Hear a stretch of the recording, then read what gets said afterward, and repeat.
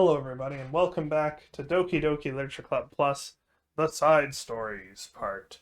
We're going to be headed into Trust Part 2 and getting the rest of this Monika and Sayori story. Now, as we discovered in the last video, there is an underlying sinister-seeming thing going on here involving Monika's self-awareness that is apparently being contained at the moment and hidden in these stories. So I don't know where this is going. It's pretty big. I'm excited to see where it ends up. This is still a horror game, a psychological horror game, despite it being so sweet. You're going to get cavities for what it is on the surface. So here we go for the next episode, the end of Trust.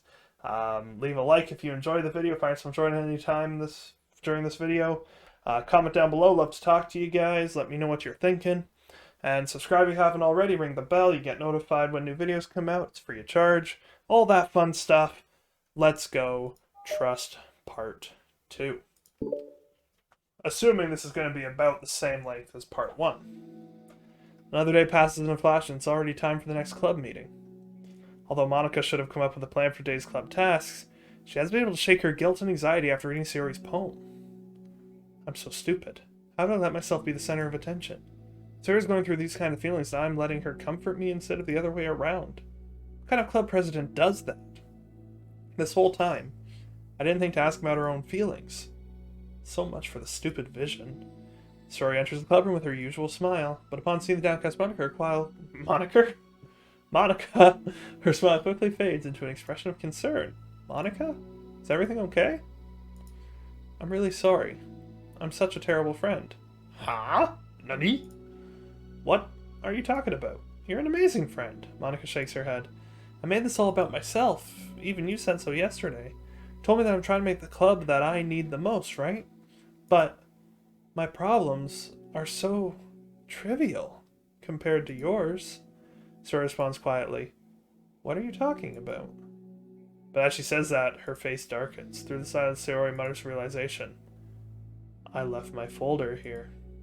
Monika stares blankly ahead, unable to come up with a response. I wasn't ready to share those. Now you're worrying about me. I don't want that. But why? We're friends, right? Wordlessly, Sayori nods. Friends look out for each other. I want to be here for you as much as you're here for me. That's what a friendship is, folks. Another long moment passes in silence. The air is incredibly heavy. This is different. It wasn't just about you yesterday, it was about the club. Besides, things were so happy yesterday. You don't need to do this all of a sudden. I don't want it. I like happy, so if you do this, then you're just being selfish. That's not true. Monika massages her forehead, struggling through the frustration of such a paradox. It's understandable that Sayori isn't ready to share certain things, but as unfair as it is for Monika to pry, it's also painful for Monika to force herself to ignore the needs of her friend. I'm sorry I looked. I disrespected your privacy. No, I don't blame you for looking. You would have at least needed to check if it was mine. Yeah. Monika takes a deep breath. Okay. I understand that you don't want me to worry, and I think I'll be able to put this aside so that we can move on. But, can you promise me something? Promise you what? Monika pauses to collect her thoughts. This is the Literature Club. It's a place where people can express themselves in the ways that life normally doesn't allow them to. That's the vision. In fact, it's our vision. Right the way into your heart. Or whatever. So, I just want you to promise me that you'll remember that too. It doesn't have to be right now. But I want to be here for you when you need it. I want us to be ourselves like that. Sayori smiles gently. I'll promise if you promise. Unable to help it, Monika returns Sayori's smile. I promise. Me too. As the conversation closes, the mood in the room is lifted. With that behind them, it's time to proceed with the club activities. So, want to teach me about poetry? Huh? But what about recruitment? It's fine. We have plenty of time for that. But right now, I feel like I want to do this. I mean, I do have to fill my end of the promise, you know? There's no way I could say no to that. Just don't expect much. I do a lot of writing, but it's not like I'm a scholar or anything. That's fine. See, having Sayori be the one who's really into poems first is interesting. I think I just need, like, some motivation. I never know where to start when it comes to writing poems. Starting isn't so hard. You kinda just need to write down your feelings and see where it takes you. Yeah, but that wouldn't come out any good. It's not supposed to. You're gonna have to fight your perfectionist mind on this one. You can just start by writing your feelings and then see what kind of things it makes you think of. And then you can turn your feelings into a little story. You can get your feelings down first and then make it sound pretty later. It's not like building a railroad, where you go from one end to the other. It's more like a collage, where you find all the things you want to put in, and then you arrange them in a pretty way. At least that's how I do it. It's not like it's the only way. But it's a really good way to not get stuck right at the beginning. I understand. Yeah, I always get so caught up in how it sounds that I forget about what's actually important. Monika pulls out a pen and paper to start writing on. Stop being a perfectionist, you idiot. I'm just kidding. Monika scribbles out, you idiot, after she writes it down. No, keep it. What, why? Are you calling me an idiot? Of course not. But the point is, you're not supposed to police your feelings, right? Be as dramatic as you want. But I was just, well, yeah. Underneath the scribble, Monika rewrites, you idiot. She stares at the paper. Her words stare back at her. It's kind of funny how I wrote down what I'm mad at myself for, and then I did the exact thing anyway. This is really going to take some getting used to. I believe in you. Thanks. I do too. Me, I mean. But also you, of course. Monika continues the exercise, jotting down her thoughts. It's surprisingly quite a struggle to write without overthinking it. But after a while, with Sayori's guidance and encouragement, Monika's sheet of paper begins to look fairly lively, peppered with all of her random thoughts. Phew! Monika looks up and down at her sheet. Gosh, I feel so tense looking at this. I hate it. It's also kind of liberating. I can tell how hard you're trying. It makes me happy. I think you'll be good at writing poems. Don't give me too much credit. I'd have to try really, really hard at it. But I think it's something that I'll enjoy doing. With you. Sayori beams. I'll stop here. But we still have time. Let's try to work on a new flyer for the club. Won't be so picky about the language. I won't be. Yay, let's do it! Monika and Sayori proceed with their work. With each passing day, the two of them become more confident in the club. Not simply from their recruitment planning, but from their vision as well. As their bond strengthens, so does the essence of the literature club. Finally, they begin to truly feel it's only a matter of time before they find more members.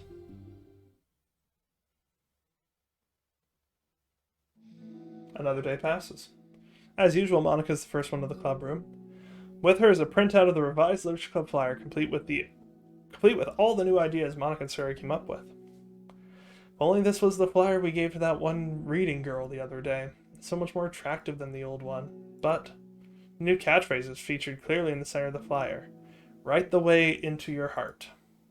Surely common sense would say that one writes from the heart, not into the heart. But the message being delivered is that one can use writing to discover themselves. Hopefully, Monika and Sayori had thought, that it would be enough to garner some curiosity from students. Why do I feel so tense looking at this? Monika thinks back to the previous meeting when she performed the writing exercise. Was I always this bad at expressing myself? How am I supposed to be president if I can't even demonstrate what the club is supposed to be about? The literature club is truly beginning to take form. But with that, the weight on Monika's shoulders only becomes heavier. The debate club was always about rigid structure, formulating airtight points and counterpoints and delivering them with conviction. It was about the person on the outside. That's why Monika was so good at it. It's just entirely within her realm of comfort. It's suffocating. I need to break through this mental wall. I need to learn to express myself. For real. Monika pulls out a sheet of paper and grabs her pen. She presses the tip of the pen firmly against the paper, causing an ink blot. But her hand doesn't move. Instead, a tiny blot of ink collects around the tip of her pen. Monika lifts her pen and stares at the little blotch. For some reason, she was compelled to run her finger across it. As she does so, the black ink smears across the paper, ruining Monika's canvas. Ugh. Out of spite for herself, Monika presses down the pen once again, letting the ink collect. She creates a second smear on the paper. Come on, Monika. Just move your hand! Monika writes. This is what I get for seeking perfection. A stain. Monika slides paper away from her and puts her head down on the desk. And here comes Sayori. Bum, bum, ba-da. The air conditioner seems louder today. I'm here. Hi. Monika hears Sayori approach her desk and stop for a second, probably reading the piece of paper. Then she sits down at the adjacent desk. Bad day? Me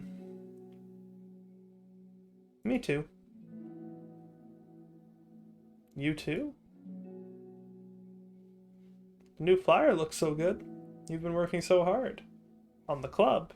But also something else, I think. I can't do it. I'm sorry. It's so hard to just be vulnerable. Sarah takes a sheet of paper from Monika's desk. She writes something down, then stares at it for a while. Can I trust you? Of course. You can trust me with anything. Sayori gazes at Monika with sadness in her eyes. Understands that Monika takes the paper from Sayori's desk and reads it. Sometimes I want to die. Sayori. This is really, really hard for me. Her voice shakes. So if I can do it, then you can too. Because you're like 1,000,000 times better than me. That's not completely true. Or that's completely not true. Different meanings when you phrase it like that. Sayori takes a deep breath, trying to steady herself. That's something about me that I've never told anyone before. Even now, my head is like screaming at me to stop. Wait, you don't have to force yourself. I mean, just because of the promise yesterday, I want to. It just feels right. I mean, maybe it's part of the reason I came to this club in the first place. This is the literature club. I trust you. More than I'm scared.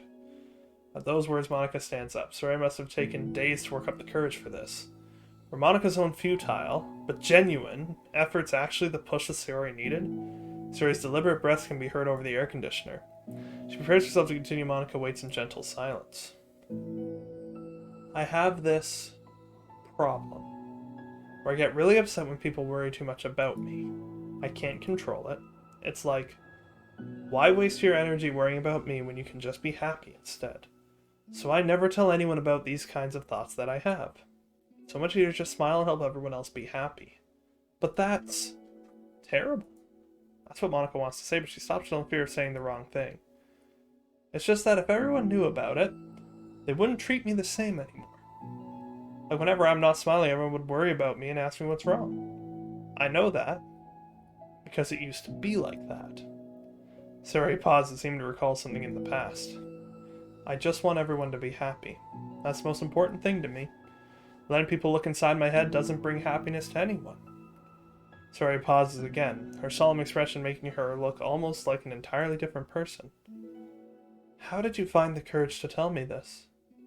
You're not worried that I'll be one of those people too? I am worried. Part of me really hates myself for doing this. But another part of me, I think, just felt like it would be different this time. Whenever we talk about the club, what the club is supposed to mean, I kept feeling like it was right for me to do. Especially after you've been trying so hard to express yourself too. It just made me feel like I could say it in confidence, and our friendship doesn't have to change. It's so silly. The club is only 2 people, but it already means this much to me. Woof! Monika feels a tightening sensation in her heart. Feeling of connection as Sayori's emotions radiate between them. Me too. I was so lost until you showed up. You're so brave, Sayori. You're so strong and brave. I don't even compare. Monika steps forward. But if nothing else, I can at least offer you some hug energy, if you'd like. Isn't that sweet? There's a hole in the curtain. I don't know why Wordlessly, and without a smile, Sayori rests her forehead on Monika's shoulder. Through their contact, Monika can almost feel a torrent of thoughts swimming in Sayori's head. And in this moment, enchanted by the air of the club, Monika realizes that all of the days that have passed, this is the one where she really, really hopes that nobody new walks through the door. She speaks softly. You're like the sweetest girl I've ever met. You can say anything. I'll never judge you. I promise. Sayori's breath begins to quiver. She takes several deep breaths, trying as hard as she can to start speaking, to say the things she never once dared to say out loud. Finally, she speaks in choked voice. I'm so worthless. I'm worthless and everyone would be better off without me. She presses a sob as tears fall down her cheek. I'm just an inconvenience to everyone. I'm not good at anything. And it just feels like everyone just has to put up with me, and I hate it. I hate it. The more Sayori speaks, the more she fails to control her voice, falling victim to the overwhelming sadness clutching at her throat and chest. I don't want to have these thoughts. I want them to go away. And now I'm making you put up with me, and I just want to die. Oh, she's crying. As soon as Sayori loses control, Monika becomes determined to keep her own. She only wants to be what Sayori needs right now. So she won't let any sadness show. Her voice comes through as soft and gentle. This isn't putting up with you. It's just being your friend. I'm getting choked up over here. Monika offers a few words of comfort. But she knows, Sayori said it herself, that the thoughts Sayori experiences are ones that don't belong. And Monika can't magically make them go away. Or can she? I don't know where this is going. The most you can do is help Sayori battle them, like any good friend would do. You have so much value. To me and your other friends too. This club wouldn't have been the same without you. I really, really mean that. You coming here was the best thing that could have happened. Even if we never got any other members, I would still be happy. That's what you brought here. Goodness, I'm gonna start crying. I'm like, you brought us a vision and you also brought happiness. That's your favorite thing to do, right? Sayori doesn't respond, but Monika feels her gently nod. No more words are needed between them. The two share their embrace for a while longer, Monika letting Sayori take as much time as she needs.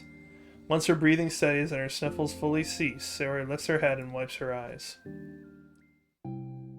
I guess I needed that. Some days are harder than others. Well, I'm here whenever you need me.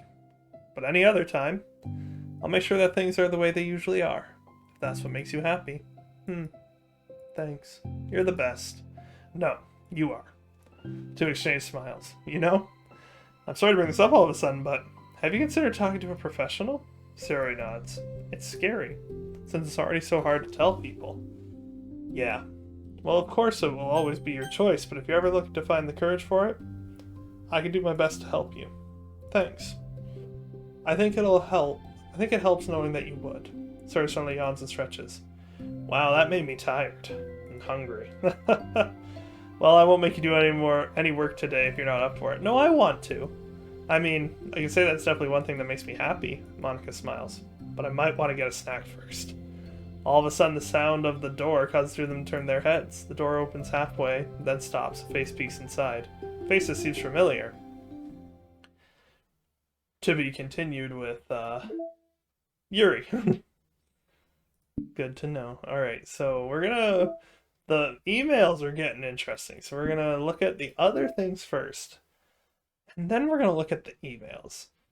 Because the emails are painting a story. So we got a nice CG there. I'm trying to think what other CGs there could be. So there'd be one for each story. So it's 1, 2, 3, 4, 5, 6. Then there's 2 more CGs. Why? I don't know.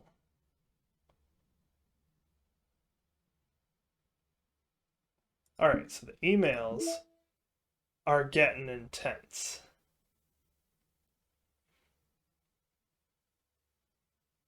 And are also happening in reverse order. 12-9, 12-8, 12-7. Having run the control simulation for a while, it's evident that a certain character is missing from any mention or appearance. This makes me speculate that Monika's meddling is less clumsy than we think, because she would have had to manufacture this character herself as a way of forcing an interaction between her and the user. Could that be why the character has such limited and dissonant personality traits? Am I reading too much into this? We'll open an issue to start tracking info and observations on the anomaly of this character appearing. A certain character is missing from any mention or appearance. This makes me speculate that Monika's meddling because she would have had to manufacture this character herself as a way of forcing interaction between her and the user. Okay. So there's a character who's not mentioned and doesn't appear. Is it Sayori's parents or my parents? A teacher, perhaps? Or is there a missing person in the literature club?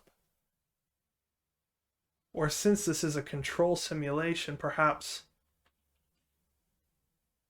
forcing the interaction between her and the user, perhaps the MC itself, but the MC is mentioned. How does that make... Oh, there's something big going on here, guys. Lib. Have I talked about Project Libitina in this playthrough? I don't know if I have. Quickly summing up. Project Libitina is, if you dive into the character files of the original game, you'll find several references to this girl named Libitina, whose story seems to be based off of Yuri's book, The Portrait of Markov. And, like, if you decode files and read through them, there's a lot of troubling hints to this Libitina person. I wonder if that has something to do with what's happening here. We're talking about control tests, experiments, like the book. Could the side stories be Project Libitina? I don't know. And that is another question for another time. So thank you everybody so much for watching. Hope you enjoyed. That is all of the side story, but for Sayori and Monika, trust. There's lots of stuff going down behind the scenes here. I don't know where it's all gonna go. I'm excited. Next up, we're headed into Sayori and Yuri and understanding. Leave a like if you enjoyed the video. Comment down below of what you think is going on. If you know about Project Libitina, anything you could add or anything I got wrong, so we can talk about this. Let's theorize in the comments. Let's unite here. And subscribe if you haven't hit the bell notification to be notified when new videos released. It's all free of charge, and we appreciate you. Big preach. And thank you so much for watching. I'll see you all in the next video. Goodbye.